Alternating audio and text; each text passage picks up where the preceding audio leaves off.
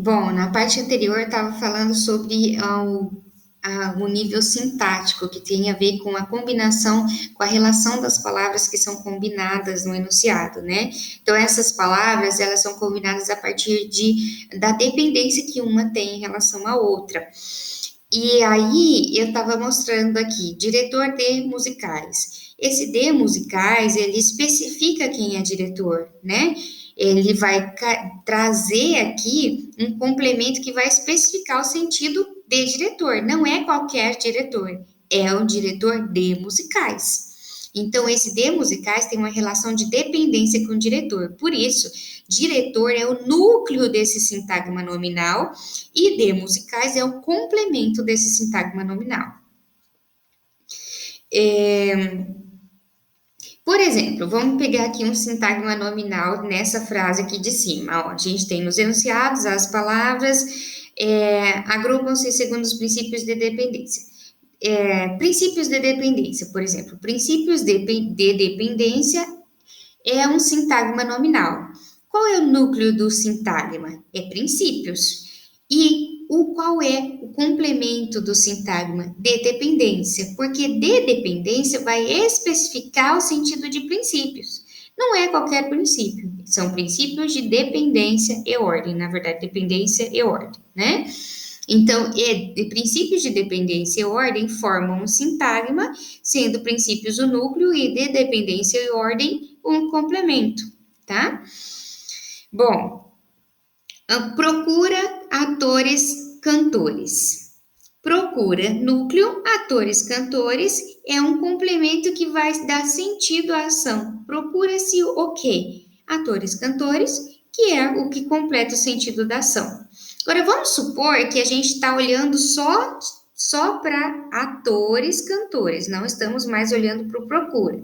Então, dentro desse sintagma maior, que é procura atores cantores, tendo procura como núcleo e atores cantores como complemento, tem um outro sintagma menor, que é só atores cantores. Dentro desse sintagma menor, a gente tem atores como o núcleo e cantores como o complemento, porque vai caracterizar o tipo de ator. Não é qualquer ator, são os atores cantores, tá? Então, essa é a ideia do sintagma. Sintagma você vai dissecando ele a partir da dependência que as palavras têm entre elas no enunciado. Bom, por fim, a gente tem o nível pragmático. Para explicar o nível pragmático, que eu acho que eu já expliquei várias vezes, que na verdade tem a ver com o contexto em que foi inserido, e esse contexto considera lugar, o objetivo, a relação entre as pessoas, a posição social que essas pessoas ocupam, o conhecimento partilhado entre elas, o conhecimento de mundo que existe, enfim, todas essas questões está no nível pragmático. O exemplo que o livro traz é: procura-se o animal que deixou essas pegadas, e uma imagem aqui de um lixo, e essa imagem foi deixada uma plaquinha numa ilha. E aqui os lixozinhos, que é uma ilha de preservação natural. Então, por que que isso faz sentido nesse contexto? Porque ela foi colocada na ilha. Porque se fosse colocada, por exemplo, na cozinha da minha casa, já não faria sentido nenhum.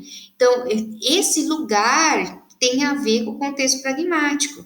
E ela foi colocada na ilha para ser lida pelas pessoas que iam passear naquela ilha. Então, daquele contexto, ela significa. Se fosse em outro contexto, não significaria. Aqui, eles dão a possibilidade, né? Procura-se a pessoa que deixou esses lixos, que já não tem o mesmo tom irônico e forte e de fazer a tentativa de constrangimento em quem joga o lixo, não tem esse mesmo objetivo de conscientizar as pessoas sobre o impacto da ação, não. Ela poderia fazer essa escolha no nível da língua e combinar? Poderia, mas talvez não cumpriria com o objetivo dela de causar um impacto no seu leitor e um constrangimento em quem joga o lixo. Então, para causar esse impacto e constrangimento, ela vai e faz essa escolha da palavra animal, por exemplo, né, que tem um impacto maior.